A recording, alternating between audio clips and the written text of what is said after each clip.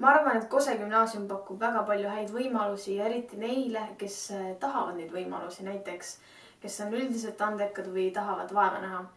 Aga enda isiklikest sellistest kogemustest võib-olla nimetaks lauluvõistlusi, kergejõustikuvõistlusi, isegi ujumisvõistlusel käisin olümpiaadidel. No näiteks siin võin kohe öelda eelise, et ma sain mingi hea koha olümpiaadil ja tänu sellele on mul sissepääs Tallinna Ülikooli ja Tartu Ülikooli, mida sai siis juba gümnaasiumis teha.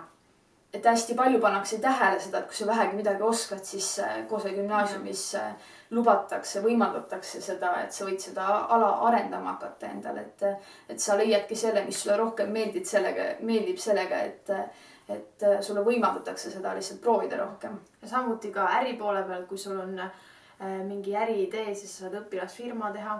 Ja kui sa oled teaduslikuma poole peal, siis mina näiteks tegin uurimistöö ja läksin sellega konkursile. Nii et võimalusi on väga palju. Ja tasub lihtsalt julge olla, sest et meie õpetajad panevad tähele seda, kui keegi ütleb midagi, aga nad ei hakka eeldama sinu mõtteid. Aga peamine on rääkida direktoriga. Meil on selline tore direktor olnud nagu Martin Medar. Temaga tasub alati rääkima minna, kui vähegi mingi huvi tekib.